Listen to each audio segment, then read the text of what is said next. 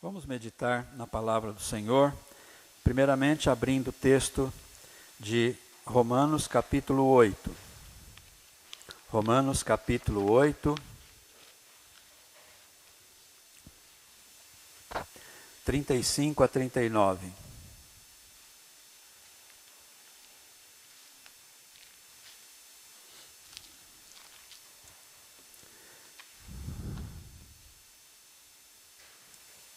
Romanos capítulo 8, de 35 a 39.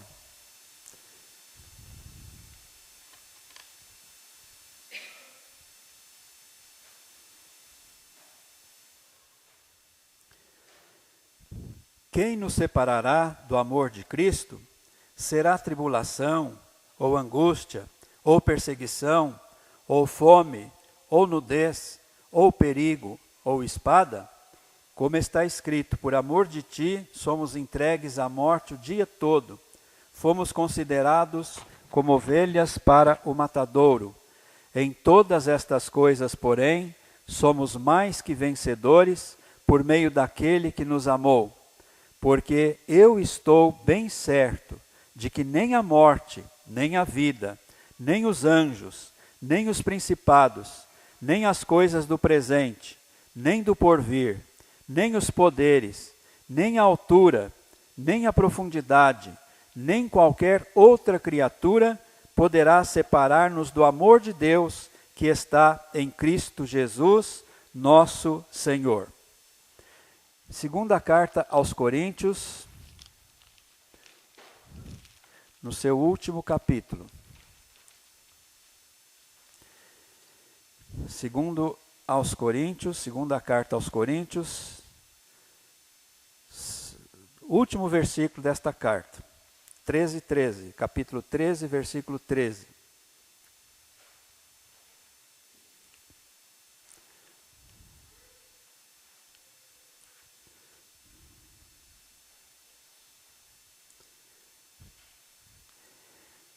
Então diz aí o apóstolo Paulo: a graça do Senhor Jesus Cristo e o amor de Deus e a comunhão do Espírito Santo sejam com todos vós.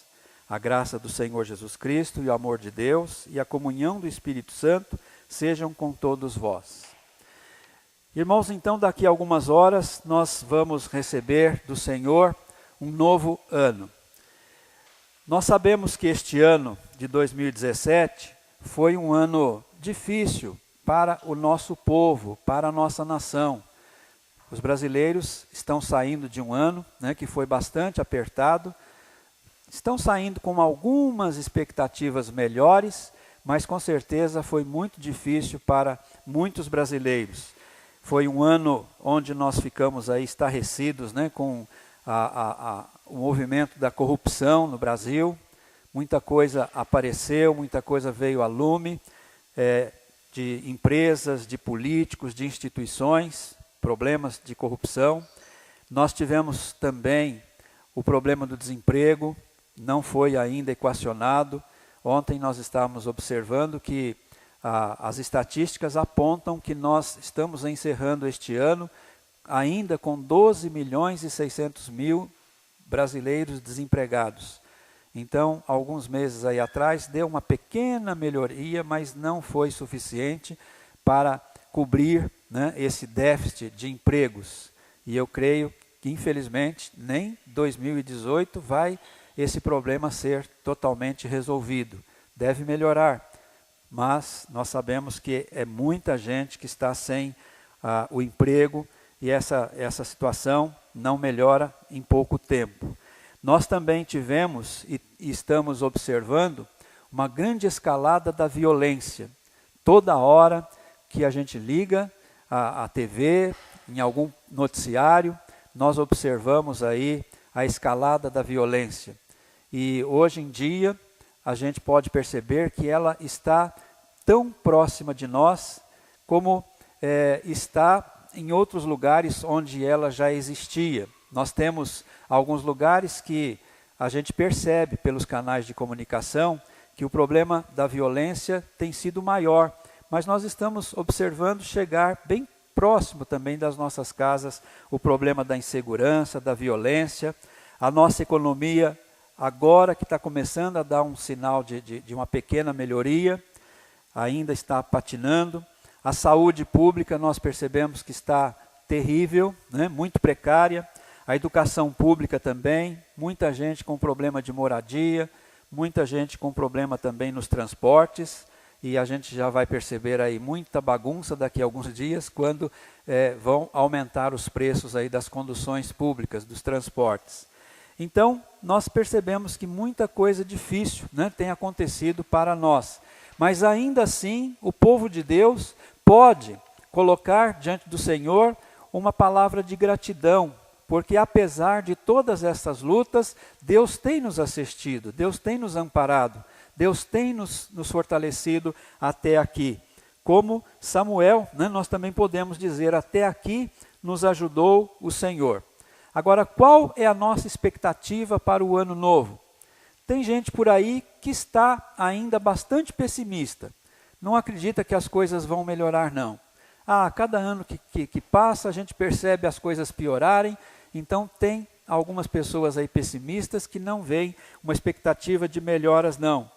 Outros estão indiferentes. Olha, vai ser exatamente igual esse ano. As mesmas dificuldades, os mesmos problemas, talvez melhorem em alguma coisa, outras piorem. Então, muita gente está indiferente com relação a esse novo ano. Mas há aqueles, né, que confiam no Senhor, que confiam na palavra do Senhor, que confiam nas promessas do Senhor e sabem que estarão sendo cuidados pelo Senhor nas suas vidas. Então podem ter estes, né, uma expectativa mais positiva, mais feliz. Eu creio que nós podemos estar nesse grupo aí, daqueles que têm otimismo. Não um otimismo baseado nas notícias da mídia, mas um otimismo baseado na palavra de Deus, baseado nas promessas de Deus. Porque é nas crises que nós podemos sentir o quanto é importante nós estarmos colocando a nossa fé, a nossa confiança, a nossa esperança na palavra de Deus, nos seus ensinos, nas suas promessas. Deus tem sustentado a vida da sua igreja, a vida do seu povo com a sua palavra, com as suas promessas.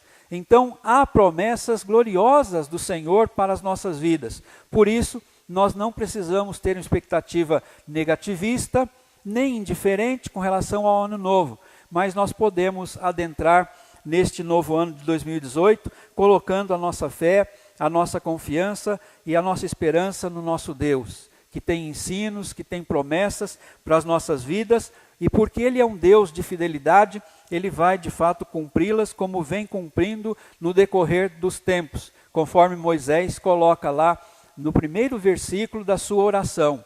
Senhor, Tu tens sido o nosso refúgio de geração em geração. E o Deus da fidelidade tem cumprido a sua palavra, tem cumprido as suas promessas nas nossas vidas.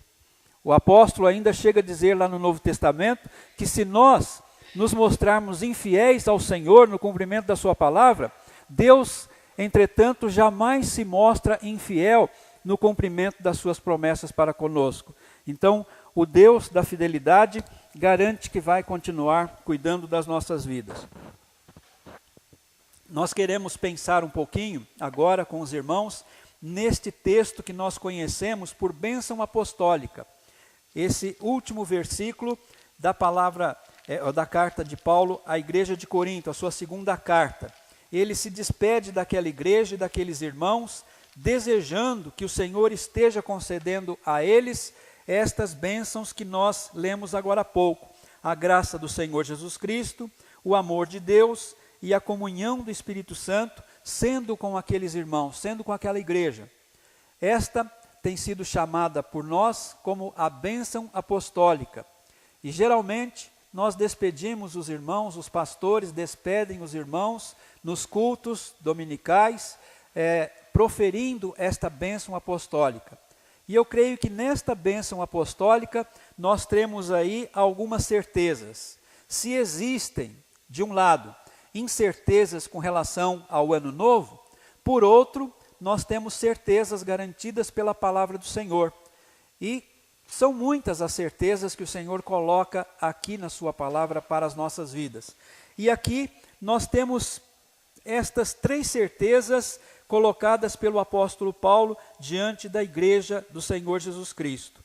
E nós queremos então meditar nestas 3 certezas que o crente pode ter com relação ao ano novo. Na verdade, não são só 3, nós temos muitas certezas, mas vamos destacar estas 3 certezas que a bênção apostólica nos apresenta.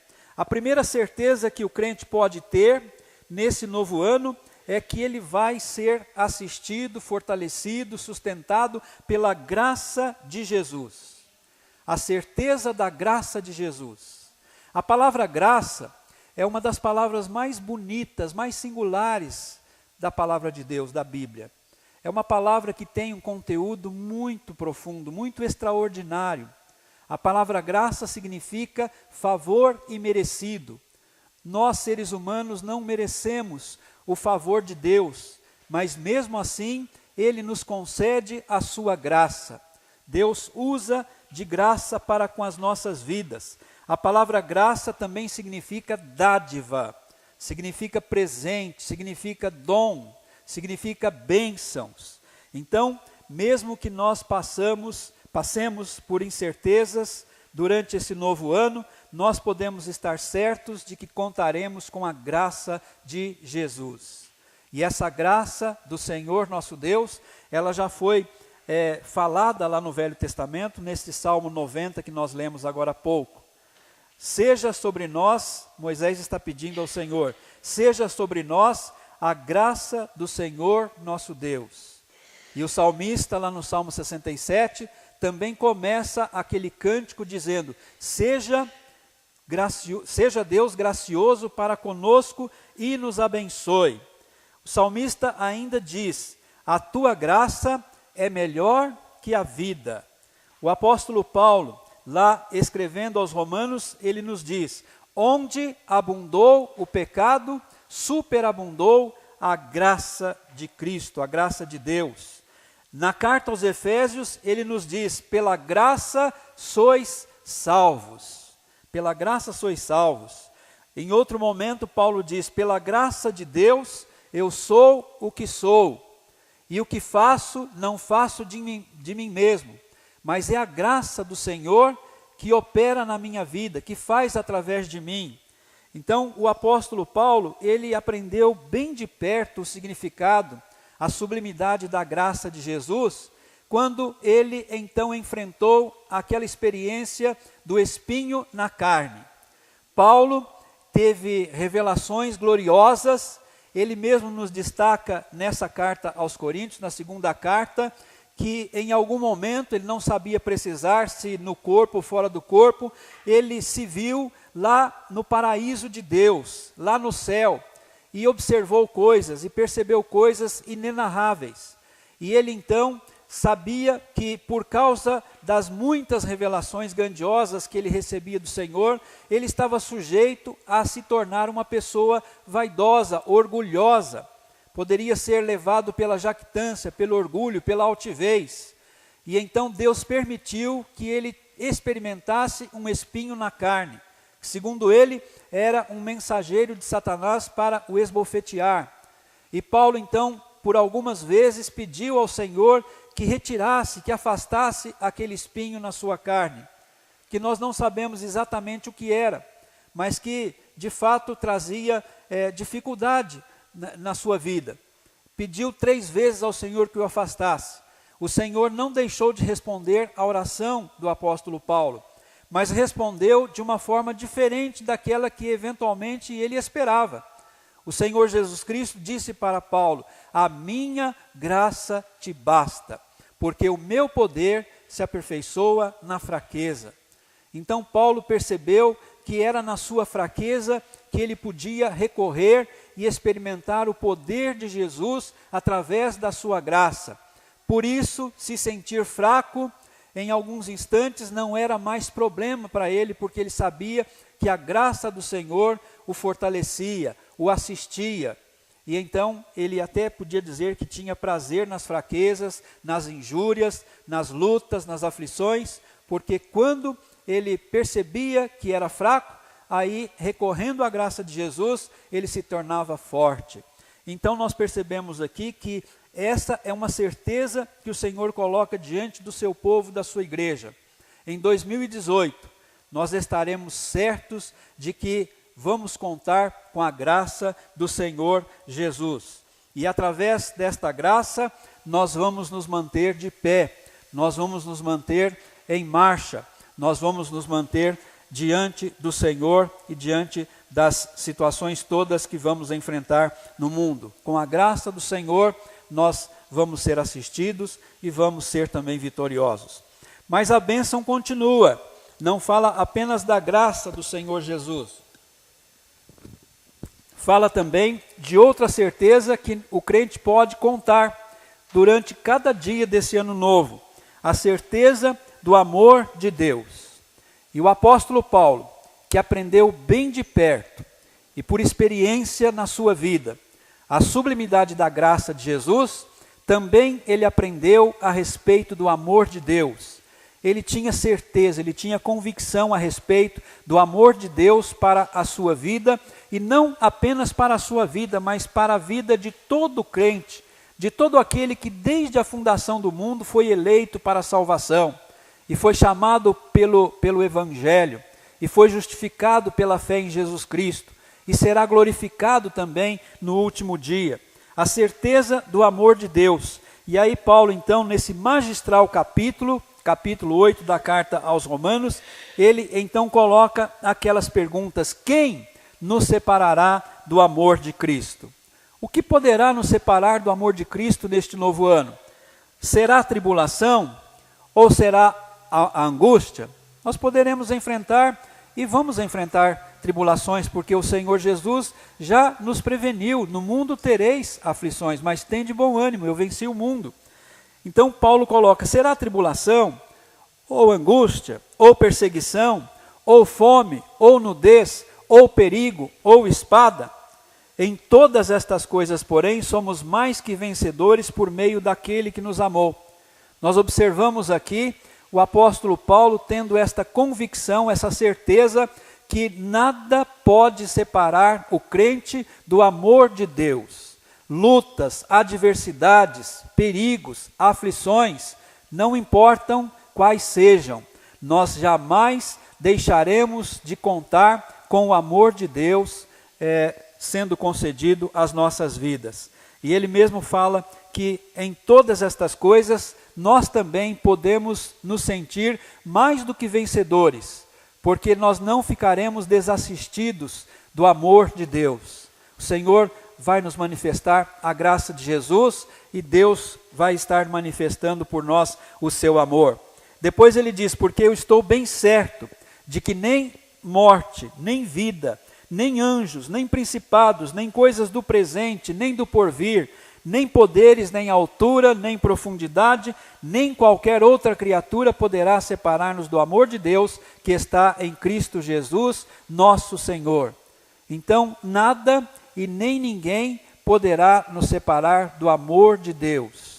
E ele fala aqui que nem mesmo a morte, porque se nós experimentarmos a morte, nós temos a certeza que vamos nos achar na presença do Senhor lá nos céus. Então, nada pode nos separar do amor de Deus, nem coisas visíveis, nem coisas invisíveis, e nem mesmo qualquer poder que possa existir nesse mundo.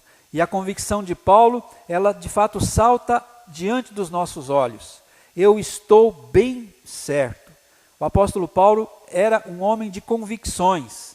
Ele revela nas suas cartas, nos seus escritos, a profunda convicção que ele tinha das verdades da palavra de Deus. Eu estou bem certo, eu estou convicto.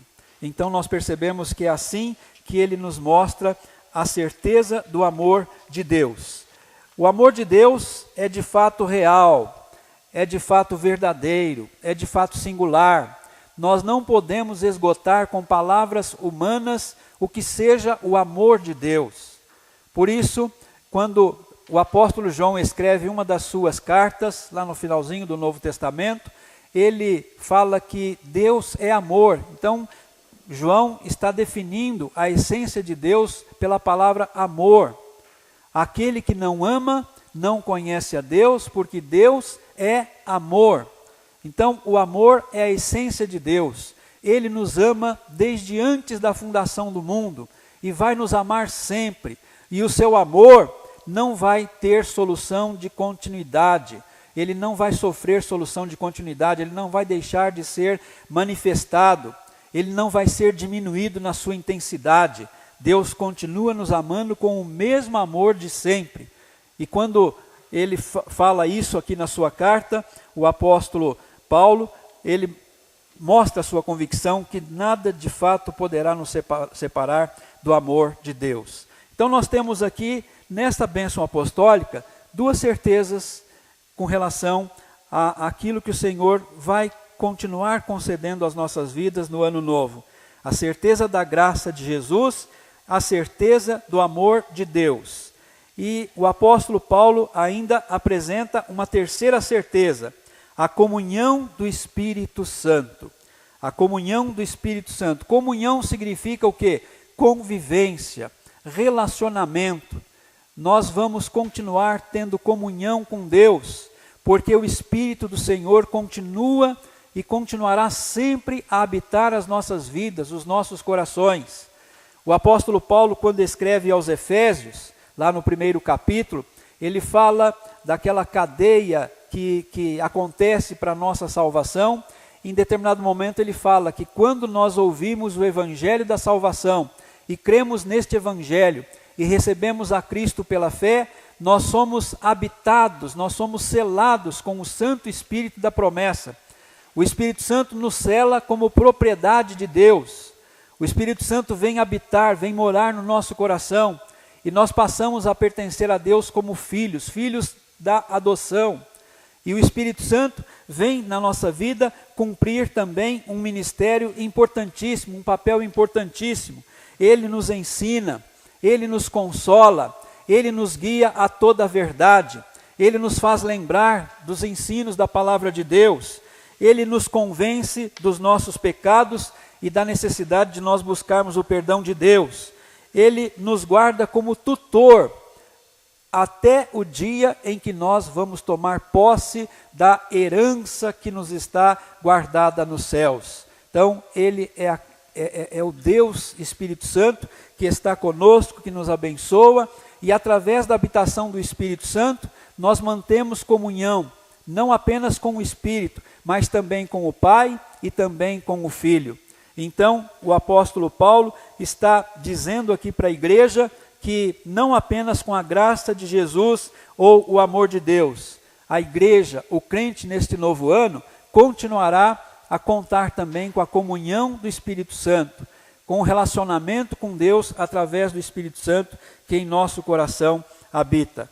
Então, vamos começar o ano novo em atitude de oração, nos nossos lares, parar naquela hora que geralmente as pessoas estão mais preocupadas em ver os fogos de artifício, mas será nos primeiros instantes deste ano que nós não devemos deixar de orar ao nosso Deus, pedindo que Ele nos abençoe de fato nesse novo ano. Vamos colocar diante do Senhor também os nossos ideais, os nossos objetivos, os nossos sonhos, as nossas necessidades, porque aqui, através da sua palavra, nós temos aprendido que Ele continuará a conceder-nos a graça de Jesus, o amor de Deus e também a comunhão do Espírito Santo. Que Deus nos abençoe e assim como Ele tem abençoado, o ano novo seja um ano também de realizações, de bênçãos na nossa vida, na vida da nossa igreja. Amém. Vamos cantar o hino 145, ao som do instrumento, vamos ficar em pé.